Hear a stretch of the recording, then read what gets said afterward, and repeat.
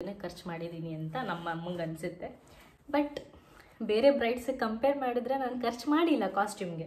Blouse ಮತ್ತು ಎಂಥ ಮಾರೈತಿ. ಎಲ್ಲೋ ಮತ್ತೆ ಬಂದಿದ್ದೀನಿ. ಆ್ಯಂಡ್ ಇವತ್ತಿನ ತಮ್ಲೈನಲ್ಲಿ ಆಲ್ರೆಡಿ ನೋಡಿರ್ತೀರ ಏನು ಕಂಟೆಂಟ್ ಅಂತ ಅಂದ್ಬಿಟ್ಟು. ಸೊ ಅದನ್ನು ಬಿಟ್ಟು ನನ್ನ ವಿಡಿಯೋಸ್ನ ಯಾರು ಫಸ್ಟ್ ಟೈಮ್ ನೋಡ್ತಾ ಇದ್ದೀರಾ ಯೂಟ್ಯೂಬಲ್ಲಿ ಅವರಿಗೆ ನನ್ನ ಒಂದು ಕಿರು ಪರಿಚಯ ಏನಂತಂದರೆ, ನಾನು ಬೇಸಿಕಲಿ ಮೇಕಪ್ ಆರ್ಟಿಸ್ಟ್ ಆ್ಯಂಡ್ ಮೊದಲು ಬ್ಯಾಂಗ್ಳೂರಲ್ಲಿ ಸೆಟ್ಲಾಗಿದ್ದೆ. ಆ್ಯಂಡ್ ಈಗ ಮದುವೆ ಆಗಿ ನಾನು ಮೈಸೂರಿಗೆ ಬಂದು ಶಿಫ್ಟ್ ಆಗಿದ್ದೀನಿ. ಬಟ್ ಯಾವುದೇ ಎಲ್ಲೇ ವರ್ಕ್ಸ್ ಇದ್ರೂ ಬಂದು ಮಾಡ್ತೀನಿ. ಬ್ಯಾಂಗ್ಳೂರ್ ಟು ಮೈಸೂರು ಸರೌಂಡಿಂಗ್ ಯಾವುದೇ ವಿಲೇಜ್ ಆಗಿರ್ಬೋದು, ಯಾವುದೇ ಏರಿಯಾ ಆಗಿರ್ಬೋದು, ನಿಮಗೆ ಮೇಕಪ್ ರಿಕ್ವೈರ್ಮೆಂಟ್ ಏನಾದರೂ ಇದ್ದರೆ ಈ ಕೆಳಗಡೆ ಕಾಣಿಸ್ತಾರೋ ನಂಬರ್ಗೆ ಕಾಲ್ ಮಾಡಿ ಕಾಂಟ್ಯಾಕ್ಟ್ ಮಾಡಿ ನಾನು ಬಂದು ವರ್ಕ್ ಮಾಡಿ ಕೊಡ್ತೀನಿ. ಆ್ಯಂಡ್ ಈಗ ಒಂದು ಸಣ್ಣ ಸ್ಟೋರಿ ಹೇಳ್ಬಿಡ್ತೀನಿ. ಏನು ಸ್ಟೋರಿ ಅಂತ ಅಂದರೆ, ಮದುವೆ ಫಿಕ್ಸ್ ಆಯಿತು. And venue, photographer and food ಎಲ್ಲನೂ ಕೂಡ ಅದರದ್ದು ಕೆಲಸ ಮುಗಿಸೋದ್ಮೇಲೆ ನಾವು ಕಾಸ್ಟ್ಯೂಮಿಗೆ ಬಂದ್ವಿ. ನನ್ನ ಕಾಸ್ಟ್ಯೂಮ್ ವಿಷಯವಾಗಿ ಏನಂತ ಅಂದರೆ, ಲೈಕ್ ಬಟ್ಟೆಗೆ ದುಡ್ಡು ಜಾಸ್ತಿ ಹಾಕೋದಕ್ಕೆ ನಾನು ಇವಾಗಲ್ಲ, ಮೊದಲಿಂದನೂ ಕೂಡ ನಾನು ರೆಡಿ ಇಲ್ಲ. ಮೊದಲೇ ಇಲ್ಲೆಲ್ಲನೂ ಕೂಡ ಖರ್ಚು ಜಾಸ್ತಿ ಆಗ್ತಿದೆ. ಆ್ಯಂಡ್ ನಾನು ಕೂಡ ತುಂಬ ಬಜೆಟಾಗಿ ನಾನೇನಾದರೂ ಕಾಸ್ಟ್ಯೂಮ್ನ ತೊಗೊಂಡ್ರೆ ಒನ್ ಟೈಮ್ ಯೂಸ್ ಮಾಡ್ತೀನಿ, ಮತ್ತು ನಾನು ಅದನ್ನು ಯೂಸ್ ಮಾಡಲ್ಲ. ಅಂಥ ಯೂಸ್ ಮಾಡೋವಂಥ ಸಿಚುಯೇಷನ್ ಯಾರ್ದಾದ್ರು ಮದುವೆ ಆ ಥರ ಏನಾದರೂ ಇದ್ದರೂ ಕೂಡ ಅಮ್ಮ ಮಂದೆ 2 ಟೈಮ್ 3 ಟೈಮ್ ಯೂಸ್ ಮಾಡಬಹುದು, ಒಂದು 4 ವರ್ಷಕ್ಕೆ ಒಂದ್ಸಲ ಗ್ಯಾಪ್ ತೊಗೊಂಡು ಯೂಸ್ ಮಾಡಿದರೆ. ಸೊ ನಾನೇನು ಅಂದ್ಕೊಂಡೆ, ತುಂಬ ಮಿನಿಮಲ್ ಆಗಿ ಬಜೆಟಲ್ಲೇ ಪ್ಲ್ಯಾನ್ ಮಾಡ್ಕೊಳ್ಳೋಣ, ನಂದು ಸ್ಯಾರೀಸ್ ಆಗಿರ್ಬೋದು, ಕಾಸ್ಟ್ಯೂಮ್ ಆಗಿರ್ಬೋದು ಅಂತ ಅಂದ್ಕೊಂಡು ನಾನೇನು ಮಾಡಿದೆ, ಫಸ್ಟು ಲೈಕ್ ಹಳದಿ ಮತ್ತು ಚಪ್ರಶಾಸ್ತ್ರಕ್ಕೆ ನಾನು ಯಾವುದೇ ರೀತಿ ಕಾಸ್ಟ್ಯೂಮ್ನ ಬೈ ಮಾಡಲಿಲ್ಲ. ಈವನ್ ಆಲ್ಸೋ ನಾನು ಮೆಹಂದಿಗೂ ಕೂಡ ನಾನು ಯಾವುದೇ ರೀತಿ ಕಾಸ್ಟ್ಯೂಮ್ನ ಬೈ ಮಾಡಲಿಲ್ಲ. ನನ್ನ ಹತ್ರ ಒಂದು ಟಾಪ್ಸ್ ಏನಿತ್ತು ಅದನ್ನೇ ಹಾಕ್ಕೊಂಡು ಮ್ಯಾನೇಜ್ ಮಾಡ್ಕೊಂಡ್ಬಿಟ್ಟೆ. ನಂದು ಸ್ಯಾರಿಗೆ ಮಾತ್ರ ನಾವು ಕಂಚಿಗೆ ಹೋಗಿದ್ವಿ ಸ್ಯಾರೀಸ್ ತೊಗೊಳೋದಕ್ಕೆ ಅಂತ ಅಂದ್ಬಿಟ್ಟು. ಬೆಂಗಳೂರಲ್ಲೇ ತೊಗೋಬೋದಾಗಿತ್ತು, ಬಟ್ ಈ ನೆಪದಲ್ಲಿ ಕಂಚಿಗೂ ಹೋದಂಗೆ ಆಗುತ್ತೆ ಅನ್ನೋದೊಂದು ಪಾಯಿಂಟ್ ಇತ್ತು ನನ್ನ ಮೈಂಡಲ್ಲಿ. ಹೋಗಿ ನೋಡ್ಬಿಡೋಣ ಒಂದು ಸಲ, ಅಲ್ಲೇನಾದರೂ ಇಷ್ಟ ಆದರೆ ತೊಗೊಳ್ಳೋಣ, ಇಲ್ಲ ಬೆಂಗಳೂರಿಗೆ ಬಂದು ನೋಡೋಣ ಅಂತ ಅಂದ್ಕೊಂಡು ಒಂದು ಅಸಂಪ್ಷನಲ್ಲಿ ಹೋಗಿದ್ದೆ. ಸೊ ಅಲ್ಲೆಲ್ಲ ಮುಗಿಸ್ಕೊಂಡು ನಾವು ಬಂದ್ವಿ. ಇವಾಗ ಮೇನ್ ಪಾಯಿಂಟ್, ಚಪ್ರಕ್ಕೆ ನಾನು ಏನು ಹಾಕ್ಕೊಂಡಿದ್ದೆ ಅದನ್ನು ನಾನು ನಿಮ್ಗೆ ಇವಾಗ ತೋರಿಸ್ಬಿಡ್ತೀನಿ. ಫಸ್ಟು ನಾನು ಚಪ್ರದ ಶಾಸ್ತ್ರಕ್ಕೆ ಫೋಟೋ ಹಾಕ್ತೀನಿ. ನನ್ನ ಹತ್ರ ಫೋಟೋ ಇಲ್ಲ, ಬಟ್ ನಾನು ಚೆಕ್ ಮಾಡಿಬಿಟ್ಟು ನಿಮಗೆ ಫೋಟೋ ಹಾಕ್ತೀನಿ. ಈ ಒಂದು ಕುರ್ತಿ ಹಾಕಿದ್ದೆ ನಾನು, ನೀವು ನೋಡಿರ್ತೀರ. ಈ ಒಂದು ಕುರ್ತಿನ ನನ್ನ ಚಪ್ರಶಾಸ್ತ್ರಕ್ಕೆ ಹಾಕಿದ್ದೆ. ಆ್ಯಂಡ್ ಈ ಕುರ್ತಿ ಈ ರೀತಿ ಇದೆ. ಈ ಕುರ್ತಿಗೆ ಪ್ಲಾಜಾ ಟೈಪಲ್ಲಿ ಪ್ಯಾಂಟ್ ಬರುತ್ತೆ, ಓಕೆನಾ? ಫುಲ್ ಪ್ಲಾಜಾ ಟೈಪ್ ಲೂಸಾಗಿ ಪ್ಯಾಂಟ್ ಬರುತ್ತೆ. ಇದನ್ನು ಹಾಕ್ಕೊಂಡು ನಾನು ಚಪ್ರಶಾಸ್ತ್ರನ ಮುಗಿಸ್ಕೊಬಿಟ್ಟೆ. ಇದು ಬಿಲೋ 500 ರೂಪೀಸ್ ಅಷ್ಟೇ ಇದ್ದಿದ್ದು. ಸೊ ನಾನು ಮೊದಲೇ ತೊಗೊಂಡು ಇಟ್ಟಿದ್ದೆ, ಯೂಸ್ ಮಾಡಿರಲಿಲ್ಲ. ಸೊ ನಾನು ಅವತ್ತು ಹೊಸ ಬಟ್ಟೆ ಹಾಕಬೇಕಲ್ಲ ಅಂದ್ಬಿಟ್ಟು ನಾನು ಅವತ್ತು ಯೂಸ್ ಮಾಡಿದೆ. ದೆನ್ ಅದಾದಮೇಲೆ ಹಳದಿದ್ದು ಈ ಕಡೆ ಅಥವಾ ಈ ಕಡೆ ಫೋಟೋ ಹಾಕ್ತೀನಿ. ಅದರದ್ದು ಕಾಸ್ಟ್ಯೂಮ್ಸ್ ಇಲ್ಲ ನನ್ನ ಹತ್ರ, 1-2-3 ಕಾಸ್ಟ್ಯೂಮ್ ಇಲ್ಲ. ಬೆಂಗಳೂರು ಮನೇಲಿದೆ, ಇಲ್ಲಿಲ್ಲ. ಸೊ ನಾನು ಅದನ್ನು ಫೋಟೋ ಹಾಕ್ತೀನಿ. ಆ ಕಾಸ್ಟ್ಯೂಮ್ ಯಾವಾಗ ತೊಗೊಂಡಿದ್ದು ಅಂದರೆ, ನನ್ನ ಚಿಕ್ಕಪ್ಪನ ಮದುವೆಲಿ ತೊಗೊಂಡಿದ್ದು, ಆ ಲೆಹಂಗಾ ಟೈಪ್ ಇದ್ದಿದ್ದನ್ನ. ಆ್ಯಂಡ್ ಆಲ್ಸೋ ಟಾಪ್ ಏನಿದೆ ಅದು ಬಂದು ನಾನು ನನ್ನ ಅಣ್ಣನ ಮದುವೆಯಲ್ಲಿ ಸ್ಟಿಚ್ ಮಾಡಿಸಿದ್ದೆ. ಸೊ ಅದೆರಡನ್ನೂ ಪೇರ್ ಮಾಡಿದೆ. ತುಂಬ ಜಮಾನ್ದಲ್ಲಿ ತೊಗೊಂಡಿದ್ದು, ಮೋರ್ ದ್ಯಾನ್ 10 ಇಯರ್ಸ್ ಆಗಿಬಿಟ್ಟಿದೆ ಆ ಕಾಸ್ಟ್ಯೂಮ್ ತೊಗೊಂಡು. 2014-15 ಆ ಟೈಮಲ್ಲಿ ಏನೋ ತೊಗೊಂಡಿದ್ದು ಅನಿಸುತ್ತೆ ನಾನು ಅದನ್ನು. ನನ್ನ ಚಿಕ್ಕಪ್ಪನ ಮದುವೆ ಟೈಮಲ್ಲಿ ತೊಗೊಂಡಿದ್ದು ಅದನ್ನು. ಅದರದ್ದು ಸ್ಕರ್ಟಿಗೆ ನಾನು ಬ್ಲೌಸ್ನ ಏನು ಮಾಡಿದೆ, ಚಿಕ್ಕಪೇಟೆಯಲ್ಲಿ ಸ್ಟಿಚ್ ಮಾಡಿಸಿದ್ದೆ ನನ್ನ ಅಣ್ಣನ ಮದುವೆಗೆ ಅಂತ ಅಂದ್ಬಿಟ್ಟು. ಸೊ ಅದನ್ನು ಪೇರ್ ಮಾಡಿಕೊಂಡೆ. ಸೊ ನನಗೆ ಹಳದಿ ಕಾಸ್ಟ್ಯೂಮ್ ತೊಗೋಬೇಕು, ಏನೇನೋ ಮಾಡಿಸ್ಕೋಬೇಕು ಅನ್ನೋದು ಅದು ತಲೆಯಲ್ಲಿ ಇರಲಿಲ್ಲ. ನನ್ನ ಕಸಿನ್ಸ್ ಎಲ್ಲ ಬರಬೇಕು, ಒಂಥರ ಫನ್ನಾಗಿರಬೇಕು ಅಂತ ಅಂದ್ಕೊಂಡೆ. ಬಟ್ ಸ್ವಲ್ಪ ಜನ ಬಂದಿರು, ಸ್ವಲ್ಪ ಜನ ಬಂದಿರಲಿಲ್ಲ. It's okay. ಸೊ ಅದನ್ನು ಮುಗಿಸ್ಕೊಂಡು ಅದನ್ನು ಕೂಡ ಅಲ್ಲಿ ದುಡ್ಡು ಉಳಿಸ್ದೆ ನಾನು, ಅಲ್ಲಿ ಯಾವುದೇ ರೀತಿ ಖರ್ಚು ಮಾಡಿಲ್ಲ ಹಳದಿಗೆ. ಆ್ಯಂಡ್ ಆಲ್ಸೋ ನೆಕ್ಸ್ಟ್ ಮೆಹಂದಿಗೆ ಬಂದರೆ, ಪರ್ಪಲ್ ಕಲರ್ದೊಂದು ಲೆಹಂಗಾ ಹಾಕಿದ್ದೆ. ಅದು ಕೂಡ ಅದು ನನಗೆ ಫಸ್ಟ್ ಟೈಮು ಹಪ್ಪಿ ನನಗೆ ಕೊಡಿಸಿದ್ದದನ್ನ. ಯಾವುದೋ ಪೇಜಲ್ಲಿ ನೋಡಿ ನನಗೆ ಪರ್ಪಲ್ ಕಲರ್ ತುಂಬ ಅಂದರೆ ತುಂಬ ಇಷ್ಟ. ಲೈಕ್ ಪರ್ಪಲ್ ಶೇಡಲ್ಲಿ ನಾನು ಇಷ್ಟಪಡ್ತೀನಿ. ಸೊ ಹೇಗೆ ಕಾಣಿಸುತ್ತೆ ನೋಡೋಣ ಅಂದ್ಬಿಟ್ಟು ಅವ್ನು ಸುಮ್ಮನೆ ಆರ್ಡರ್ ಮಾಡಿ ತರಿಸಿಟ್ಟಿದ್ದ. ನಾನು ಅದನ್ನು ಅವ್ನು ಕೊಟ್ಟಾಗಿಂದನೂ ಹಾಗೆ ಇಟ್ಟಿದ್ದೆ. ಸ್ಟಿಚ್ ಕೂಡ ಮಾಡಿಸಿರ್ಲಿಲ್ಲ. ಏನಕ್ಕೆ ಸುಮ್ಮನೆ ಹಾಗೆ ಇದಾಗುತ್ತಲ್ಲ ಅಂದ್ಬಿಟ್ಟು ಏನು ಮಾಡಿದೆ, ಅದನ್ನೇ ಒಂದು 600 ರುಪೀಸ್ ಏನೋ ಕೊಟ್ಟೆ ಅಷ್ಟೇ. ಅದು ಆಲ್ರೆಡಿ ಬ್ಲೌಸ್ ಡಿಸೈನ್ ಇತ್ತು, ಜಸ್ಟ್ ಸ್ಟಿಚಿಂಗ್ ಅಷ್ಟೇ ಇದ್ದಿದ್ದು. ಸೊ ಆ ಸ್ಟಿಚಿಂಗಿಗೆ ಕೊಟ್ಟು ಸ್ಟಿಚ್ ಮಾಡಿಸ್ಕೊಂಡು ಮೆಹಂದಿ ಶಾಸ್ತ್ರನೂ ಕೂಡ ಅದರಲ್ಲೇ ಮುಗಿಸ್ಬಿಟ್ಟೆ. ಸೊ ನಾನು ಅಲ್ಲೂ ಕೂಡ ಏನೂ ಖರ್ಚು ಮಾಡಿಲ್ಲ, ಒಂದು 600 ರೂಪಾಯಿ ಖರ್ಚು ಮಾಡಿದ್ದೀನೇನೋ ಅಷ್ಟೇ.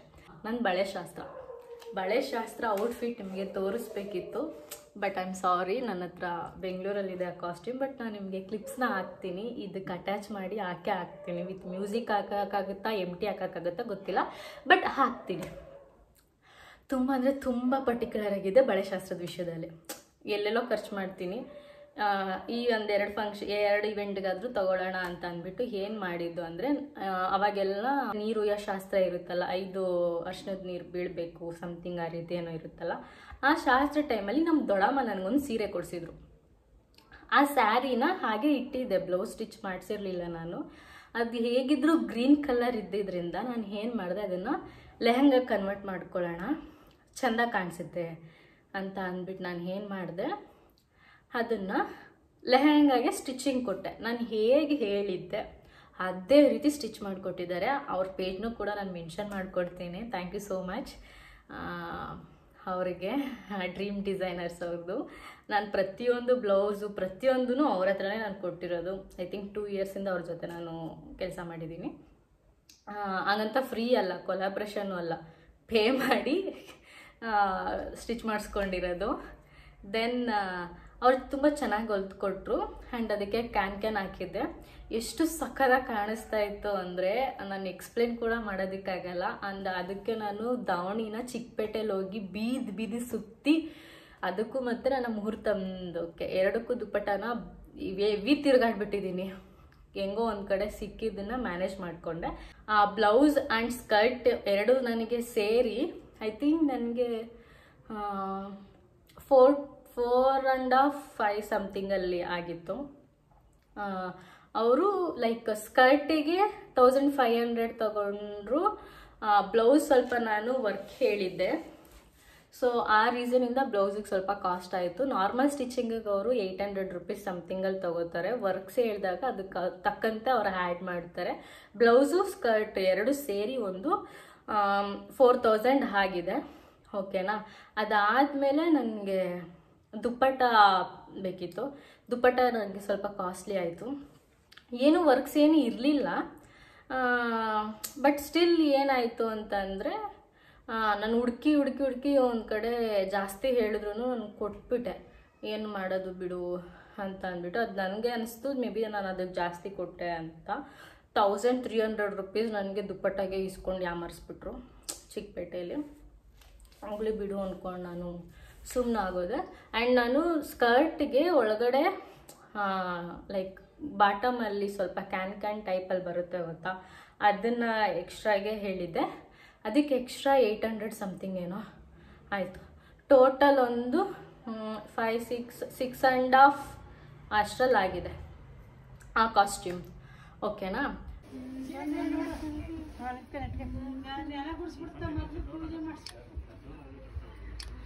ತಾತ ಚೆನ್ನಾಗಿ ಕಾಣಿಸ್ತಿದ್ದೀನಾ? ಮಾಮ ಹೆಂಗಿದ್ದೀನಿ? ದೊಡ್ಡಪ್ಪ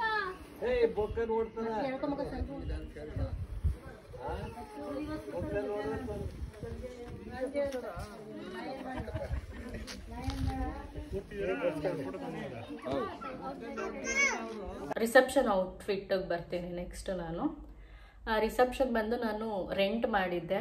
ನಾನು ರೆಡಿ ಇರಲಿಲ್ಲ ಸ್ಟಿಚಿಂಗ್ ಕೊಡೋದಕ್ಕೆ, ಡಿಸೈನ್ ಮಾಡಿಸ್ಕೊಳ್ಳೋದಕ್ಕೆ. ಬಿಕಾಸ್ ನಾನು ಡಿಸೈನ್ ಮಾಡಿಸ್ತೀನಿ ಅಂದರೆ ನನಗೆ more than 25,000 ಬೇಕೇ ಬೇಕು ಅನ್ನೋದು ನನಗೆ ಚೆನ್ನಾಗಿ ಗೊತ್ತಿತ್ತು. ಸೊ ಅದೇ ದುಡ್ಡು ನನಗೆ ಬೇರೆ ಎಂತಕ್ಕಾದ್ರೂ ಆಗುತ್ತೆ. ನಾನು ಎಂತಕ್ಕೆ ಸುಮ್ಮನೆ ಡೆಡ್ ಇನ್ವೆಸ್ಟ್ಮೆಂಟ್ ಮಾಡಿ, ನನಗೆ ಹೇಳಬೇಕು ಅಂದರೆ ಬಟ್ಟೆಗಳ ಮೇಲೆ ನಾನು ಆ ಥರ ಬಟ್ಟೆಗಳ ಮೇಲೆ ನಾನು ಇನ್ವೆಸ್ಟ್ಮೆಂಟ್ ಮಾಡಲ್ಲ. ಈ ಥರ ಗುಡ್ಡೀಸ್, ಈ ಥರ ಕಾಸ್ಟ್ಯೂಮ್ಗಳಾದರೆ ಏನಾಗ್ಬಿಡುತ್ತೆ ಗೊತ್ತಾ, ಮನೇಲೆ ನಾವು ಯೂಸ್ ಮಾಡಿ ಉಜ್ಜಾಡ್ತೀವಿ. ನಾವು ಎಷ್ಟು ದುಡ್ಡು ಕೊಟ್ಟು ತೊಗೊಂಡಿರ್ತೀವೋ ಅದ್ರ ತಕ್ಕಂತೆ ಪೈಸಾ ವಸೂಲು ಮಾಡಿರ್ತೀವಿ ಆ ಬಟ್ಟೆ ಹಾಕ್ಕೊಂಡು. ಒಂಥರ ಅದು ಕಿತ್ತೋಗಿ ಏನೋ ಆಗೋವರೆಗೂ ಯೂಸ್ ಮಾಡಿರ್ತೀವಿ. ಇಂಥದಕ್ಕೆ ಇನ್ವೆಸ್ಟ್ ಮಾಡೋಕ್ಕೆ ನಂಗೆ ಬೇಜಾರಾಗಲ್ಲ. ಯಾವುದೋ ಒಂದು ಒಕೇಶ್ನಲಿ ಹಾಕ್ಕೊಂಡು ಎತ್ತಿಡೋದಕ್ಕೆ 1000 ರೂಪಾಯಿ ಇನ್ವೆಸ್ಟ್ ಮಾಡೋದು ನಾನು ರೆಡಿ ಇಲ್ಲ. ನಾನು ಒಬ್ಬಳೇ ಅಂತ ಅಲ್ಲ, ನಮ್ಮಮ್ಮನೂ ಹೀಗೆ. ನಮ್ಮಮ್ಮನೂ ಕೂಡ ಸ್ಯಾರೀಸ್ ಮೇಲೆ ಇನ್ವೆಸ್ಟ್ ಮಾಡಲ್ಲ.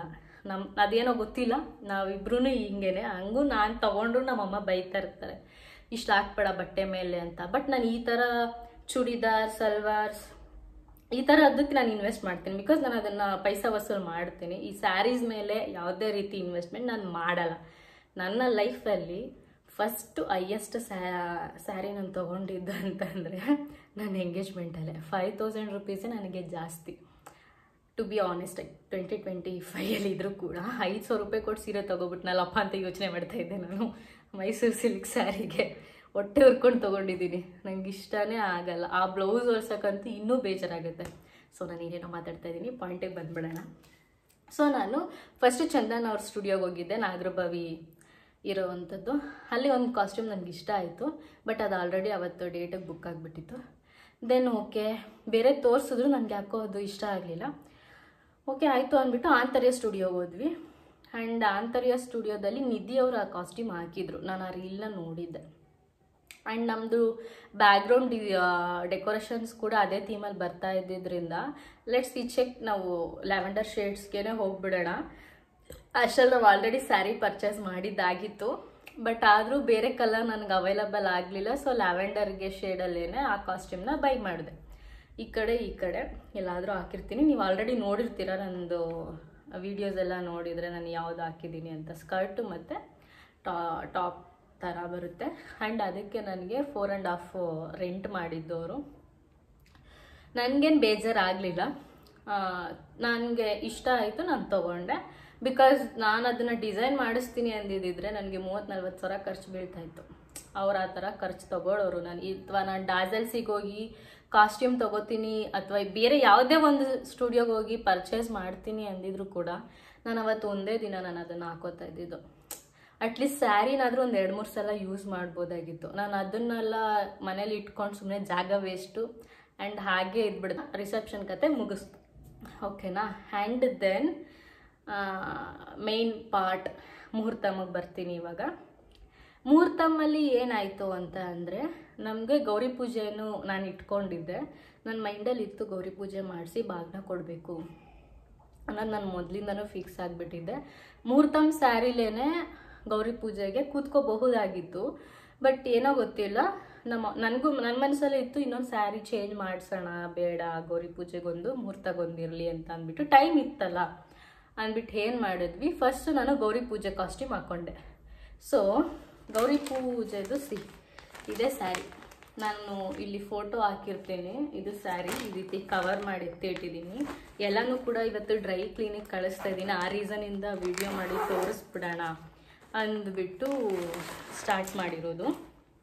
ದೆನ್ ಇದು ಸ್ಯಾರಿ ಎಷ್ಟು ಸಖತ್ತಾಗಿ ನನಗೆ ಸೆಟ್ ಆಗಿತ್ತು ಈ ಸ್ಯಾರಿ ಅಂದರೆ ತುಂಬ ಸಗದಾಗಿ ಕಾಣಿಸ್ತಾ ಇದ್ದೆ. ನಾನು ಬೇರೆಯವ್ರ ಕಣ್ಣಕ್ಕೆ ಹೆಂಗೆ ಕಾಣಿಸ್ತಿದ್ದೋ ನನಗೆ ಗೊತ್ತಿಲ್ಲ, ನಾನು ಮಾತ್ರ ತುಂಬ ಚೆಂದ ಕಾಣಿಸ್ತಿದ್ದೆ. ನನಗೆ ನಾನೇ ಹೊಗ್ಳ್ಕೊತೀನಿ.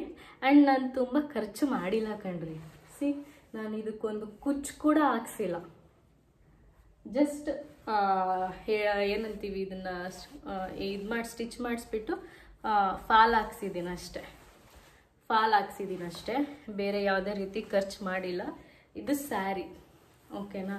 ಇದು ಸ್ಯಾರಿಗೂ ಕೂಡ ನಾನು ದುಡ್ಡು ಕೊಟ್ಟು ತೊಗೊಂಡಿಲ್ಲ. ಟು ಬಿ ಆನೆಸ್ಟಾಗಿ ಇರೋ ವಿಷಯ ಹೇಳ್ತೀನಿ. ಇದು ಲೆಂತ್ ಬಾರ್ಡರು, ಓಕೆನಾ. ಇದು ಫೋಟೋ ಹಾಕಿರ್ತೀನಿ, ನಿಮಗೆ ಗೊತ್ತಾಗ್ಬಿಡುತ್ತೆ.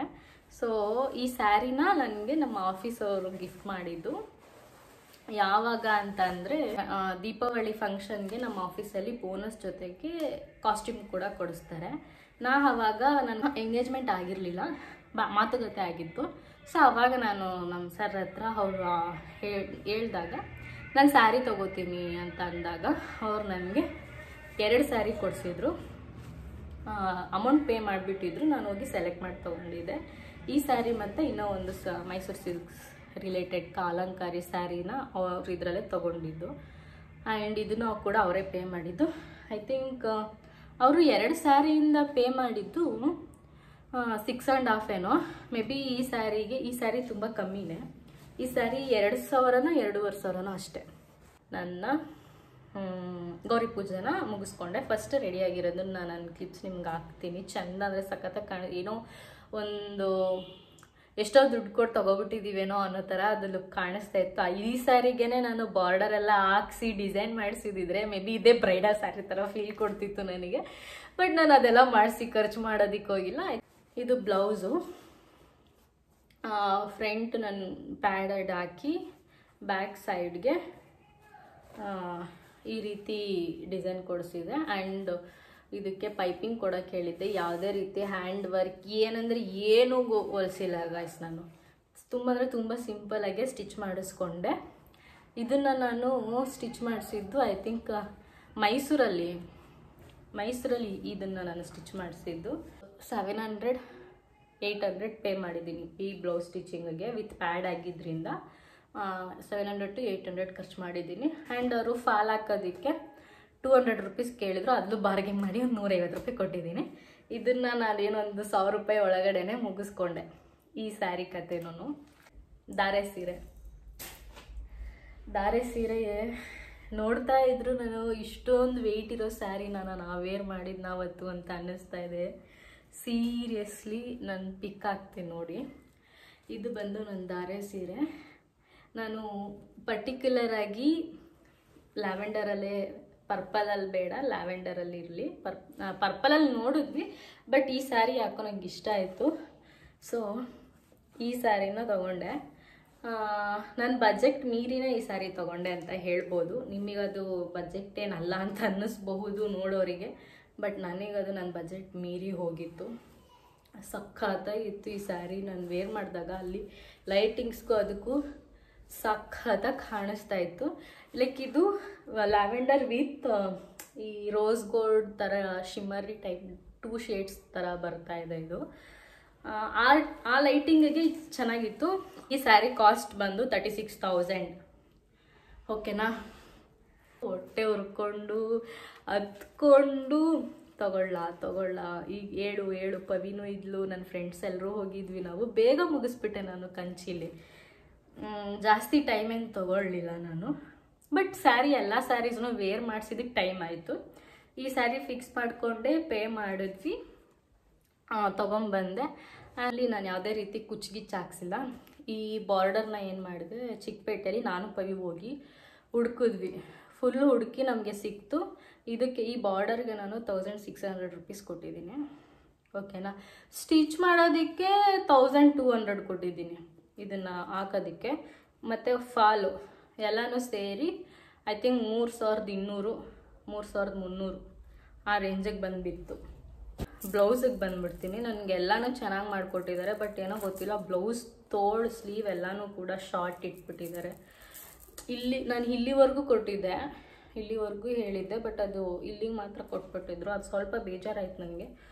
ಓಕೆ ಬಿಡು ಅಂದ್ಕೊಂಡು ನಾನು ಸುಮ್ಮನೆ. ಬ್ಲೌಸ್ಗೂ ಕೂಡ ನಾನು ಜಾಸ್ತಿ ಏನೂ ವರ್ಕ್ ಮಾಡಿಸ್ಲಿಲ್ಲ ನನಗನ್ಸೋದು. ಈ ರೈಟ್ ಸೈಡಿಗೆ ಹಿಂಗೆ ಹಾಕೋತೀವಲ್ಲ ನಾವು, ಅದಕ್ಕೋಸ್ಕರ ಈ ರೈಟ್ ಸೈಡಿಗೆ ಈ ಥರ ವರ್ಕ್ ಹೇಳಿದೆ. ಆ್ಯಂಡ್ ಸ್ಲೀವಿಗೆ ಮಾಮೂಲಿ ಬುಟಾಸ್ ಕೊಟ್ಬಿಟ್ಟು ಎಡ್ಜಲ್ಲಿ ಈ ಥರ ಕೊಟ್ಟು ಮಣಿ ಹಾಕೋದಕ್ಕೆ ಹೇಳಿದೆ, ಬಿಟ್ಸ್ ಹಾಕೋದಕ್ಕೆ ಹೇಳಿದೆ. ಓಕೆನಾ. ದೆನ್ ಎರಡೂ ಕಡೆ ಇದೆ ಸೇಮ್ ಇದೇ ಥರ ಬಂದು ಬ್ಯಾಕ್ ಸೈಡಲ್ಲಿ ಈ ರೀತಿ ಮಾಡಿಸ್ದೆ. ಆ್ಯಂಡ್ ಬ್ಯಾಕ್ ಸೈಡಲ್ಲಿ ನಾನು ಬ್ಯಾಕ್ ಹುಕ್ ಮಾಡಿಸೋಣ ಅಂತ ಅಂದ್ಕೊಂಡೆ, ಬಟ್ ಏನೋ ಗೊತ್ತಿಲ್ಲ, ಫ್ರಂಟ್ ಹುಕ್ ಇರಲಿ ಅಂತ ಅಂದ್ಬಿಟ್ಟು ಇವರು ಫ್ರಂಟಲ್ಲಿ ಇದು ಮಾಡಿದ್ರು. ಎಂಡಲ್ಲಿ ನಾನು ಯಾವುದೇ ರೀತಿ ಡಿಸೈನ್ ಏನೂ ಕೊಡಿಸಿಲ್ಲ. ಆ್ಯಂಡ್ ಅದೇ ಈ ಬಾರ್ಡರ್ ಇದೆಯಲ್ಲ, ಅಲ್ಲಿ ನಾನೇನು ಇದು ಮಾಡ್ಸೋಕ್ಕೆ ಹೋಗಿಲ್ಲ. ಬಾರ್ಡರ್ನ ಇಲ್ಲಿಗೆ ಹಾಕ್ಸ್ಬಿಟ್ಟು ಎಂಟಿ ಬಿಡಿಸ್ಬಿಟ್ಟಿದ್ದೆ. ಇಲ್ಲಿಗೆ ಮಾತ್ರ ಸ್ವಲ್ಪ ವರ್ಕ್ ಮಾಡಿಸಿದ್ದೆ. ಸ್ಟಿಚಿಂಗಿಗಿಂತ ಈ ಬೀಡ್ಸ್ ಹಾಕಿಸ್ತಾ ಇದ್ದಿದ್ದಕ್ಕೆ ಅವರು ನನ್ನ ಕಾಸ್ಟ್ ಜಾಸ್ತಿ ಬಿತ್ತು. 5000 ಏನೋ ಆಯಿತು ಈ ಬ್ಲೌಸಿಗೆ. ಅಪ್ಪ ಹೊಟ್ಟೆ ಹೊರ್ಕೊಂಡೆ ನಾನು ಇವೆಲ್ಲದಕ್ಕೂ ಪೇ ಮಾಡಿರೋದು. ವಿಧಿ ಇಲ್ದಲೆ ಅದು ನಾನು ಆ ವೆನ್ಯೂನಲ್ಲಿ ಅಷ್ಟಿದಾಗ ಮದುವೆ ಮಾಡ್ಕೋತಾ ಇದ್ದೀನಲ್ಲ ಅಂತ ಕಾಸ್ಟ್ಯೂಮ್ಗೆ ಇಷ್ಟು ಖರ್ಚು ಮಾಡಿದ್ದೀನಿ. ಇಲ್ಲ ಅಂದಿದ್ದೀರ ಒಂದು 20,000ದಲ್ಲೇ ಮುಗಿಸ್ಬಿಡ್ತಾಯಿದ್ದೆ ನಾನು.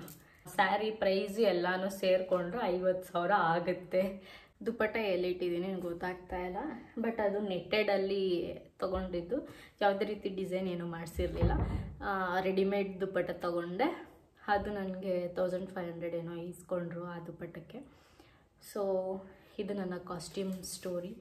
ನಾನು ಏನು ಸಜೆಸ್ಟ್ ಮಾಡ್ತೀನಿ ಅಂತ ಅಂದರೆ, ನಿಮ್ಮ ಹತ್ರ ದುಡ್ಡು ಕಾಸು ಚೆಂದ ಇದೆ, ಖರ್ಚು ಮಾಡಬಹುದು ಅನ್ನೋ ಪರಿಸ್ಥಿತಿಲಿ ಏನಾದರೂ ಇದ್ದರೆ ತಲೆನೇ ಕೆಡ್ಸ್ಕೊಬೇಡಿ. ನಿಮ್ಗೆ ಹೇಗೆ ಇಷ್ಟ ಆಗುತ್ತೆ ಹಾಗೆ ಮಾಡ್ಕೊಳ್ಳಿ.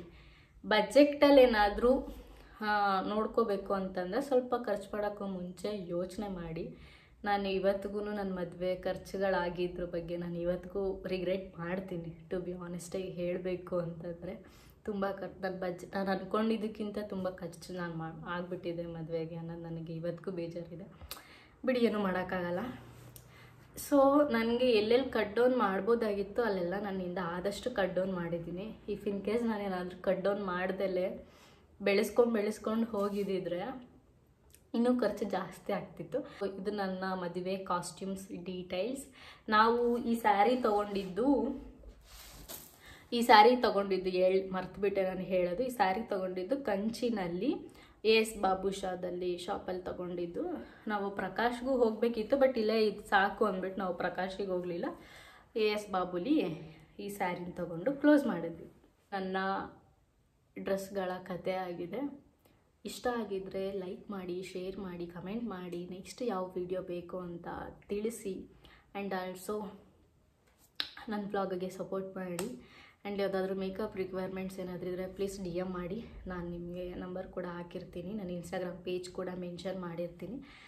ಆ್ಯಂಡ್ ಮತ್ತೆ ಸಿಗುವ ಒಂದೊಳ್ಳೆ ಕ್ಲಿಪ್ಸ್ ಜೊತೆಗೆ ಮತ್ತೆ ಬರ್ತೀನಿ. ಸೊ ಅಲ್ಲಿವರೆಗೂ ಚೆಂದ ಇರಿ, ಬಿಸಿಯಾಗಿ ತಿನ್ಕೊಂಡು ಮಸ್ತಾಗಿರಿ, ಆಯಿತಾ? ಬಾಯ್.